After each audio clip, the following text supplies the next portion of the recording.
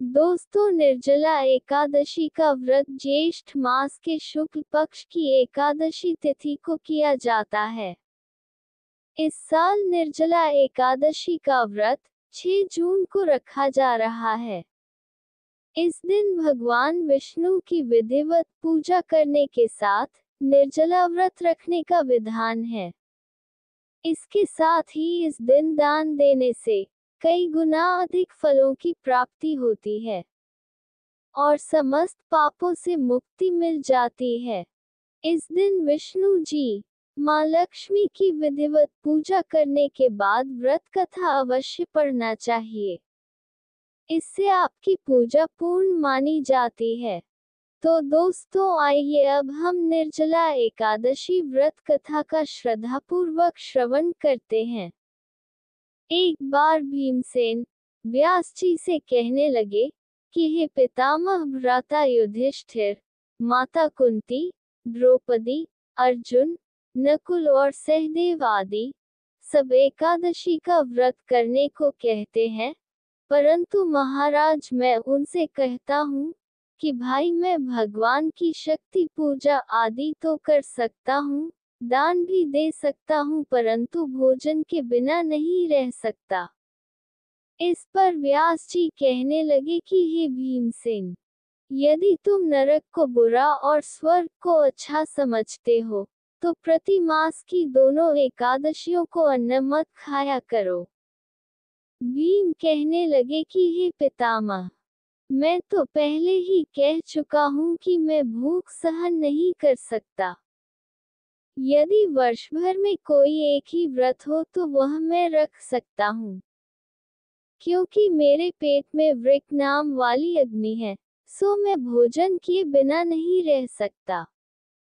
भोजन करने से वह शांत रहती है, इसलिए पूरा उपवास तो क्या, एक समय भी बिना भोजन किए रहना कठिन है। अतः आप मुझे कोई ऐसा व्रत बताए जो वर्ष में केवल एक बार ही करना पड़े और मुझे स्वर्ग की प्राप्ति हो जाए। श्री व्यास जी कहने लगे कि हे पुत्र, बड़े बड़े ऋषियों ने बहुत शास्त्र आदि बनाए हैं, जिनसे बिना धन के थोड़े परिश्रम से ही स्वर्ग की प्राप्ति हो सकती है। इसी प्रकार शास्त्रों में दोनों पक्षों की एकादशी का व्रत मुक्ति के लिए रखा जाता है।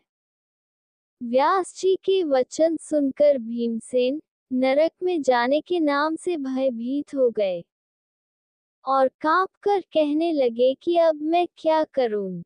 मास में 2 व्रत तो मैं कर नहीं सकता, हाँ वर्ष में एक व्रत करने का प्रयत्न अवश्य कर सकता हूँ। अतः वर्ष में एक दिन व्रत करने से यदि मेरी मुक्ति हो जाए, तो ऐसा कोई व्रत बताए। ये सुनकर व्यास जी कहने लगे कि वृषभ और मिथुन की संक्रांति के बीच ज्येष्ठ मास के शुक्ल पक्ष की जो एकादशी आती है, उसका नाम निर्जला एकादशी है। तुम उस एकादशी का व्रत करो। इस एकादशी के व्रत में स्नान और आचमन के सिवा जल वर्जित है। आचमन में 6 मासे से अधिक जल नहीं होना चाहिए, अन्यथा वह मद्यपान के सदृश हो जाता है। इस दिन भोजन नहीं करना चाहिए, क्योंकि भोजन करने से व्रत नष्ट हो जाता है। यदि एकादशी को सूर्योदय से लेकर द्वादशी के सूर्योदय तक जल ग्रहण ना करे, तो उसे सारी एकादशियों के व्रत का फल प्राप्त होता है। द्वादशी को सूर्योदय से पहले उठकर स्नान आदि करके ब्राह्मणों का दान आदि देना चाहिए। इसके पश्चात भूखे और सत्पात्र ब्राह्मण को भोजन कराकर फिर आपको भोजन कर लेना चाहिए। इसका फल पूरे 1 वर्ष की संपूर्ण एकादशियों के बराबर होता है। व्यास जी कहने लगे कि हे भीमसेन, यह मुझको स्वयं भगवान ने बताया है। इस एकादशी का पुण्य समस्त तीर्थों और दानों से अधिक है। केवल एक दिन मनुष्य निर्जला रहने से पापों से मुक्त हो जाता है। जो मनुष्य निर्जला एकादशी का व्रत करते हैं, उनकी मृत्यु के समय यमदूत आकर नहीं घेरते, वरन भगवान के पार्षद उसे पुष्पक विमान में बिठाकर स्वर्ग को ले जाते हैं।